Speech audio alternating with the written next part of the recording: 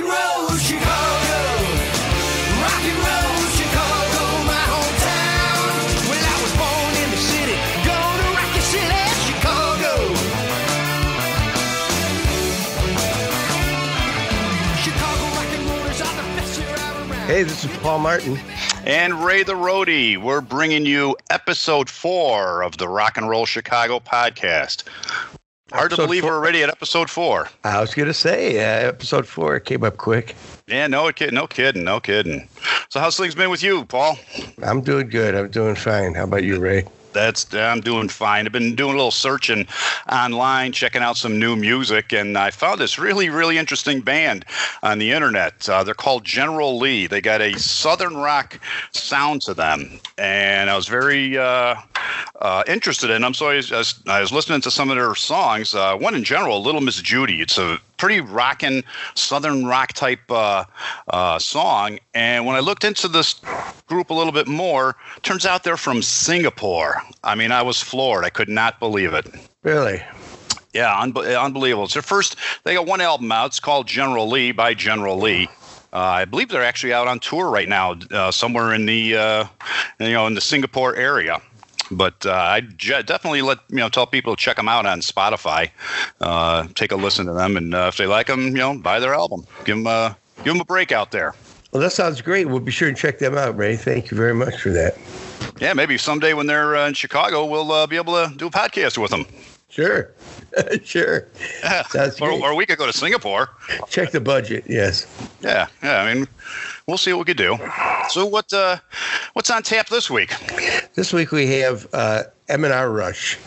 M&R Rush. You kind of know them guys, don't you? I do sort of know those guys, and so I was interviewee and interviewer. You're not getting both paid at the same time. No, I'm not getting paid double. No. Okay. Well, it's a shame that everybody couldn't have been there. Yeah, we're missing out with Roger Hertz, bass player extraordinaire with the band, but he got caught up in traffic, and coming from Indianapolis, it's a little ways for him to travel to get up here. Let's get into it right away and see what the band has to say for themselves. They've got some great stories. Alrighty, let's go. Hey, this is Paul Martin and Ray the Roadie for the Chicago Rock and Roll Chicago podcast. Joining us this week is M&R Rush. We've got Marty Martirosian, Carl Mosier, Jeff Loop, John McFarland, and the one and only Paul Martin. How you guys doing? Great. Good. Missing Roger. We're missing Art. We're missing Roger. He got tied up in traffic. It looks like he's not going to be able to make it this week. So what's been going on, you guys? I hear you got a new album out, Between the Lines? Yes, we do. It was released, July of last year. July of 2018, yes. Yep. 11-song CD with, we got 10 originals on there and one cover tune by Head East. So who did the writing for this album? We all did. It was a team effort. Okay, so everybody had a little part of this, huh? Yeah. Even Marty the drummer. Really? Yes. Marty had a part in this. And I also sang on it for the first time in the history of M&R Rush. Wow, that's amazing. He says that in every interview, by the way. Yeah, that's probably what made the album. Just a clarification. Yes. In my mind, it did, right? But I don't know about anybody else's mind. So tell us about some of the songs on there. Like, John, what did you write? Which songs on there were yours?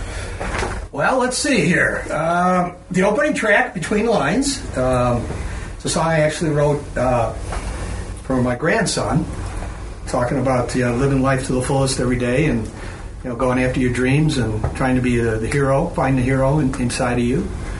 Then there was a tune myself and Paul worked on called Find a Way, a little something that I came up with some music and Paulie put the words together. Collaboration, and Jeffrey and I. What was our song? I can't. I'm glad. I don't know. Time of Your Life. Time of Your Life. Yeah. Okay. I think I was ready for that one. Usually I wouldn't have the answer. Another one I put together called I Believe. That song about adversity and believing that you're going to come out the other side and positive and things are going to turn out all right if you believe. You just got full of all kinds of positive messages. Yeah. Half full, not half empty. That's My So, hero. Jeff, which ones were yours? Bring Some Love. That was on this last record, right? Yes. Funny how you have to ask a question. That's kind of got an interesting background. Jeff called me up in the middle of the day and said, "Hey, can you get over here right now?" And so I came, and it was about, 2.5 years ago. And he said, "Hey, I need a real drum track on these ideas." And so we laid it down in probably about 4 minutes. And it ended up being on the album. The demo that I did with Jeff, we worked around all the drum parts from that 4 minute, "Hey, I need you right now," right, Jeff? Yeah.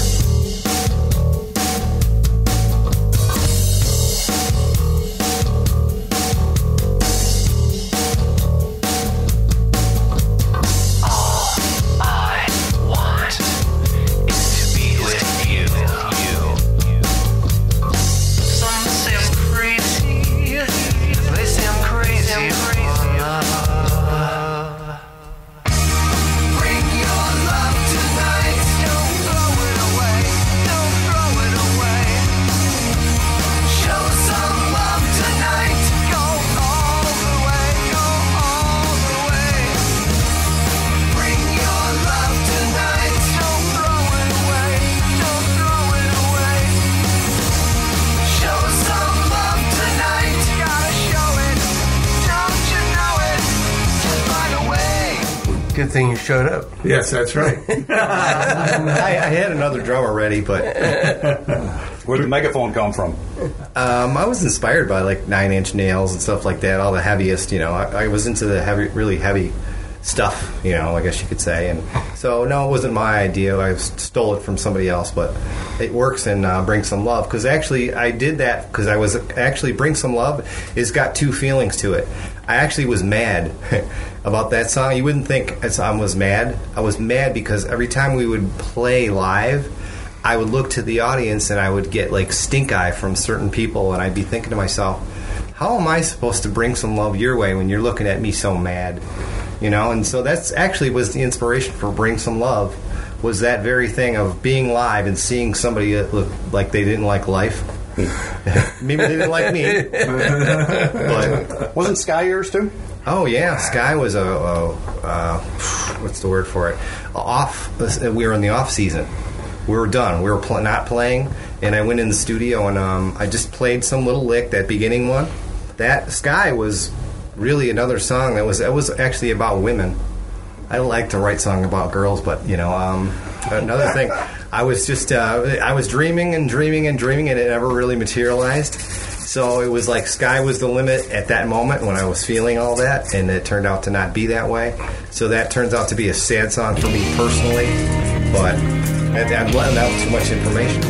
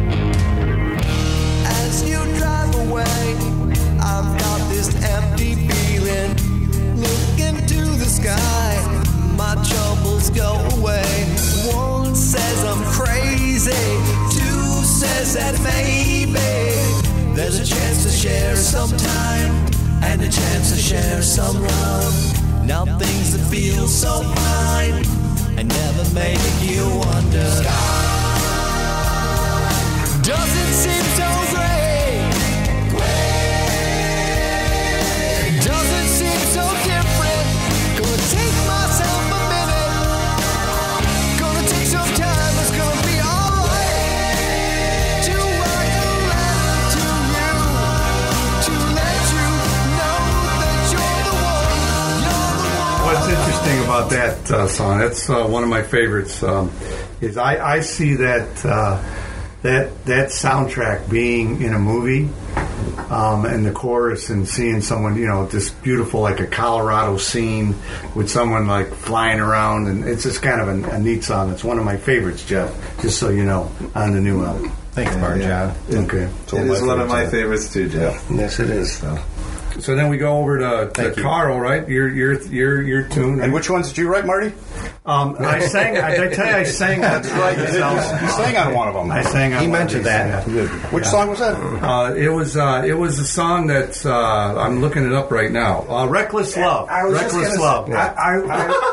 And I'm wrong. I said we had only one cover tune. Oh, well, we'll circle back. Oh, that's right. We did have more than that. But Carl, we can talk about Reckless Love. Reckless Love, or should we go to Carl? Yeah, let's talk about Reckless Love really quick. Reckless Love was a song given to us by our longtime friend from many years, Mr. Jim Peterick from the Ides of March and the group Survivor, and through a mutual friend, our sound man back a few years ago, and Frank Papalardo. Frank was actually part of the recording session for this demo for this song back in the late 90s, or late 80s, early 90s. And it was a song that Peterick, he never released, and this band from California, I don't remember their name, they actually did the demo. They ended up breaking up before they recorded it. So anyway, long story short, Frank said M&R Rush would do this song great. Jim Peterick said, yep, they can have it.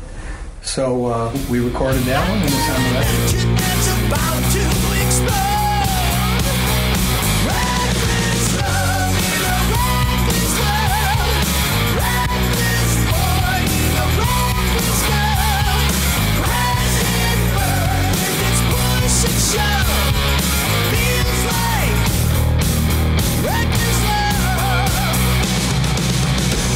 Well, that's one thing. I mean, we got to say is amazing. Jim Peterick is one of the best songwriters in rock and roll in America, and obviously coming from Chicago, we were honored for him to say, "Hey, you guys can have it. Go take it and do your thing to it." So it's just amazing that a guy that's that talented, written that many hit songs. He's one of the best in America, and to just hand us a song and say, do what you guys will do a good job on that. And then he sent us a little video when he listened to it. Frank played for him, and he was very complimentary on how we arranged that song, which we're really excited about. Great. Yeah, a little bit of pressure when I was doing the lead vocal too, knowing that he's going to be listening to it. But here's a little story about Jim Peterick. I don't know if any of you guys in this room know this story. So growing up, there were bands in my neighborhood playing in the garages before I got in M&R Rush. And my very first concert that I went to was at my high school, Mendel High School. I was a freshman. And we had won some contest. And there were 3 bands. Tommy James and the Shondells, the Ides of March, Baby Huey and the Babysitters. And it was emceed by Dick Biondi. So my very first real concert was seeing Jim Peterick playing Vehicle. And I remember it like it was yesterday. Now fast forward to the 80s, we're opening up for Survivor at the Point East, and we had just done a sound check. We did our sound check, they did their sound check, and me and Jim were sitting on a couch, and they just released Hold On Loosely, 38 Special. And I go, hey, can you show me that opening riff? Which now, I mean, everybody knows it, but it just came out on the radio. So he showed me that. And then, a couple of years later, I remember we were playing at Isn't It in Downers Grove. Right. Yeah. Wow. And I'm playing. Yeah, that's a blast from the past. And I remember I kind of looked up and I saw Peterick, and I think it was Frankie Sullivan sitting at the bar. And I think we were doing Dr. Doctor or something. And I've just got my head down, and I'm jamming toward the front of the stage. And I open my eyes, and Jim's standing right in front of me, watching me play. And I look up and I go, Okay. Then fast forward, about a couple of years ago, I get the opportunity. I was at an event, and Jim Peterick was there, and I got up with him, and I did Vehicle and Eye of the Tiger with him. Well, that's cool. That's pretty cool. I don't remember a lot of that other stuff, John. Thanks for bringing that back. So 70s, 80s were pretty rough time. That's cool. Yep. So Carl's giving me the evil eye because we're not letting him talk. So I'm good with just listening to the stories. I like the stories. So let's hear about your songs. I've had one on this CD. It's called Someday, and it's I've often heard what people say on how love will find them someday. And that was the line that stuck in my head from 1974 when I actually wrote the song. And so I just figured, you know what? I got this thing sitting around. It's been we never recorded it, and so I brought that one, and I wanted Raj to sing it because Raj on our Blue EP he sang 3 out of the 4 songs, right? Yep. Paul sang one. You sang "Reach for the Stars" on that I one. sang "Reach for the Stars," and then Paul and Raj sang number 1, and "You're the Only Woman," and Stay With Me. Stay with me. Right, so right. so I wanted Raj it's for his voice to grace us again. So Nice. All right, that's a good song. so it was fun recording, and I got to do these harmony parts on there. It sounds like a keyboard when you listen to the song, but it's actually me doing the 3 harmonies, or is it 4? Might be 4. 3? Just giving me the 3 sign. I don't know. The middle finger's there too. What's interesting, he said he only got 1 song on this, right? He got 1 song on Between the Lines. But I was just listening to all our tunes that we laid down over the years, because we're putting on a song of the day for 76 days before we do our first show this year. Mm-hmm. So I haven't listened to our music that much, so I've been listening to them. And on the Thrill of the Chase album, I was like flabbergasted. I think it was the Carl Mosier solo album, wasn't it? I think you did, right, John? The purple record. I think the red record. I think Carl, like almost all of you were involved, except one. Those were all your tunes that you came up with the ideas. So I just want people to realize. We didn't say, Carl, you can only have 1 song, but it was time to let everybody else. Well, did I tell you, Ray, that I sang on this album? Did you really?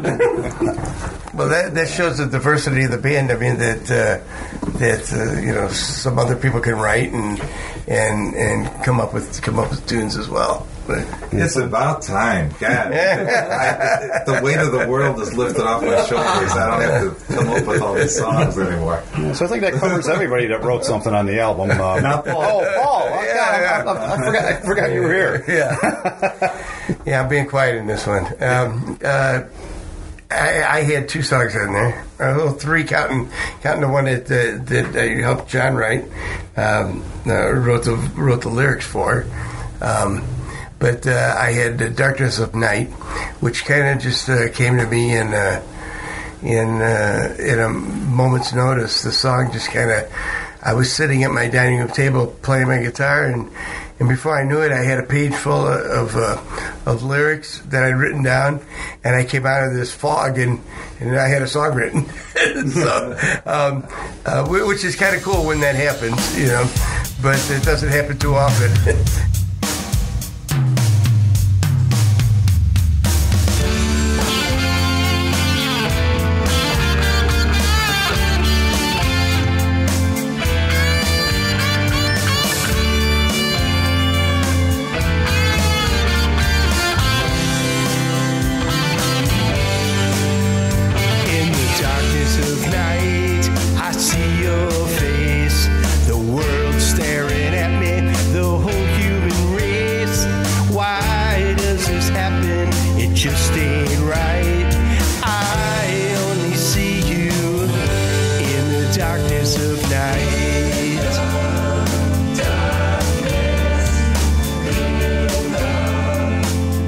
And I've also got Melvin Drives a Bus, which is kind of my just my story about touring, and when we were all young bucks and out there touring and playing in the college towns and going from town to town and playing, and it actually refers to my days when I was mixing, and I still do that occasionally, but running sound for bands, and you could always tell a good drummer when you saw one, because he was in control and he was driving the whole bus. He was driving the whole band, and I always felt Marty's that way. And thank you. Is it all right if I give him a hug right now? Oh, sure. Go right ahead.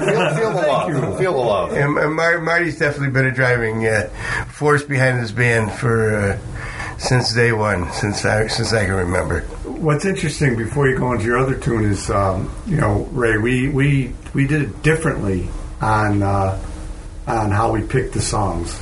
We actually voted on all the demos. I don't know, we had about 20 tunes or so. That was a good idea. And then we went and voted, and the ones that got the most votes ended up on the album. And I'll be honest with you, Melvin Drives the Bus. I wasn't really impressed at the beginning, and I was telling Paul, no, it's cool. I like it, but, and he goes, well, for God's sake, Marty, Melvin, it's about you. And then I said, this definitely has to be. He loves it. Right, Paul? That's right. I love this song. And what else do you have on there? That's it, right? Just two songs. Two songs, and No, that's right. And then you guys remake of Head East. So I hear you've had pretty good sales of that album too, internationally. Yeah, the internet's amazing, isn't it? Again, we kid about this, but it is awesome that with the internet and selling things and how the industry's changed, we have people in about 16 countries that have bought our music. Now, it's not millions of copies, but if one person buys the album in China, that counts as a country that we're in, right? But it's amazing how people get turned on to music that is thousands and thousands and thousands of miles away from them. So That's amazing. It's kind of neat. So let's turn back the hands of time just a little bit, and let's talk a little bit about how M&R Rush got together. So usually we throw this to Roger, since he's still on the road from Indianapolis. But yeah, it was myself, Roger, and I. We've known each other a few years, since we were 5 years old. And we played baseball together. I started a band with him when I was in about 7th grade. He didn't even play bass. All he was a lead singer. Our song that we played all the time was "I'm a Believer" by the Monkees. And the reason why we did that is the guitar player's mother would give us brownies every time we would play that.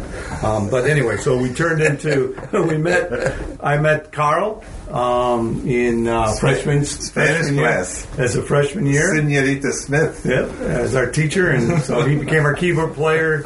He turned us on to Paul. We knew John was in a band at this time playing Mendel with his playing purple in his purple shirt. Calling what was the song name? Purple Haze. Purple Haze. Purple Haze in my purple shirt. Crystal Blue Persuasion. And so we asked John to come in, and then John came in, and then before you know it, we asked Jeff to come in to M&R Rush, and here we are.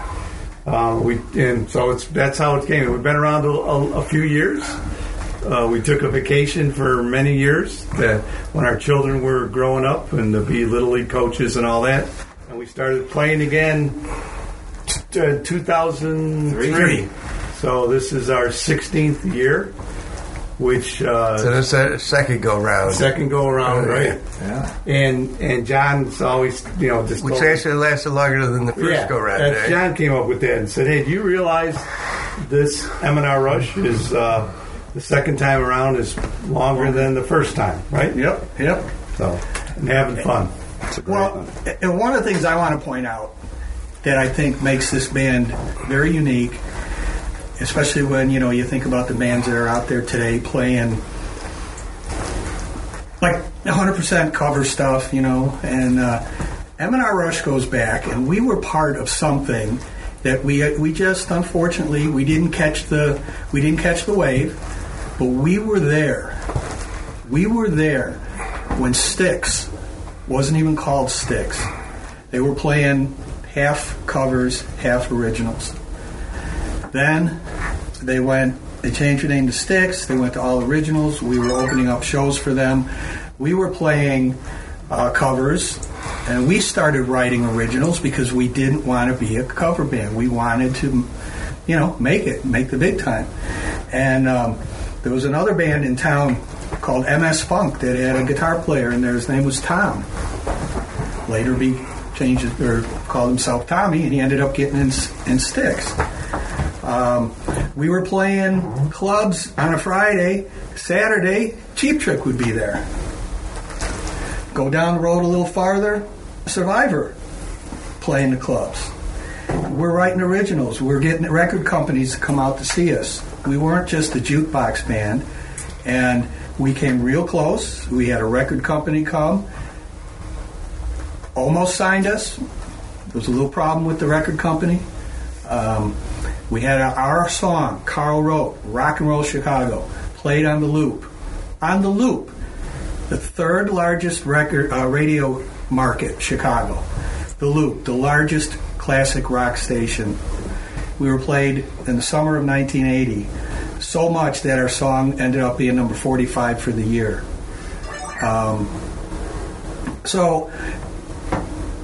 We're not just a cover band. When you come see us, we're going to hear originals. You're going to hear our covers. We know people aren't here, and we like playing them. They were our influences: Queen, Journey, Dry Heap. They were all our influences. So I just had to throw that in. Yeah. Well, I personally want to thank you guys for letting us use Rock and Roll Chicago as our theme song for the podcast. Well, I wanted to talk to you about that, Ray. I've been checking the P.O. box for our royalties and haven't seen a check yet. But my people will get a hold of your people. All right, there you go. So what do you got planned for this summer season? What's going on? You got some shows coming up? Yes, we do. In fact, we're going to do about 10 shows this year. Our first show is on Bourbon Street in about 24 days. And it's on Saturday, May 18th. 8 o'clock. 8 o'clock. So please come on out. And it is a free show, so it's kind of neat. You get there before 8 o'clock. It costs you $0 to come and listen to M&R Rush. We're doing a couple. Did you say it was a free show or a freak show? A free show. Free. Okay, free. We have a couple theaters we're doing, which is really cool. One in Michigan, Acorn. June 15th. June 15th. What's the second one? The second one, John doesn't know this, but the second one is a brand new theater in Crown Point, Indiana. November 5th. Thanks, Carl. It's the Crown Theater. Is that a reopening? Reopening that. We played that a long time ago, and they've renovated. I've been there. It's really going to be a beautiful place. We have We have numerous shows, but I'm not going to bore everybody. But another one that's kind of special is Pierogi Fest in Whiting, Indiana. I guess, Carl, do you know that date? Yeah, that is July 29th. Oh, so 27th to 29th. Well, it's last Saturday in July. All right, there you go. Saturday in July. And it's their 30th anniversary, so it's a big special thing. And Channel 9's supposed to be out there and all that. All my Polish cousins are coming. So if you want to meet all my Polish cousins, be there. And then another thing that we do is we're having our 5th annual golf outing, where anybody can sign up at M&rrush.com, and we're doing a show there. Also in Crete, Illinois, at the golf club. And that'll be August 9th. Okay, Carl, I'm impressed. And Carl's not reading this off. The golf outing itself is the 23rd. It's the 23rd of August. Yeah. So anybody wants to golf, go to our website and sign up before. That's right. You find out all the information there. All righty, guys. Well, it's been great having you. I really appreciate you taking the time to talk with us. Where else can we find? Where else can they find us and find out our dates besides? We have the website. M&rrush.com. Right? You can sign up for the newsletter, so you'll get a newsletter of all our dates coming up, and then of course Facebook. We have a Facebook page. So Twitter at M&R Rush Band. And then you come out to our shows. We'll have cards to give you for all our shows coming up. It's my birthday Saturday. Oh, yes, it is. I figured if you want to send me money. P.O. Box what? All right, then. Thanks a lot, guys. Okay, thank you. Thanks, guys. Thank you.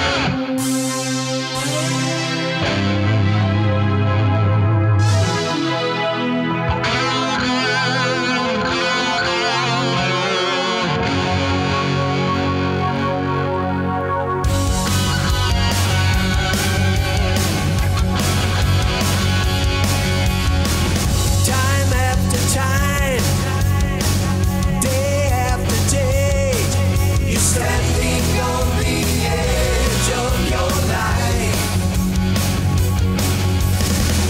reaching for the sky, reaching every day. You know you've got to read between the lines. All day, all night long. Don't stop looking for the answers. Don't stop living for the day. Don't stop looking for the hero in you. Those are some great stories the band had, wasn't it? Yeah, it sure was. It's 40 years is a long time to be together. There's a lot of stories there. Yeah, it's kind of like a marriage, I guess, and you have to you come up with a lot of stories after 40 years. Yeah, you do. It's it's amazing that you guys have actually been together longer the second go round. Yes, That's pretty impressive. Our next episode 5, we've got somebody very special coming up. So all you guys out there definitely got to check it out. yes. Be sure to check this out check it out next week. We'll be posting some stuff on Facebook, so be sure and check it out and stick around. Stick around. It's going to be a very interesting show. As always, like our page, subscribe to the podcast, and please share and tell your friends. Have a great week, everybody. Take care. Thank you. Rock and roll, she goes.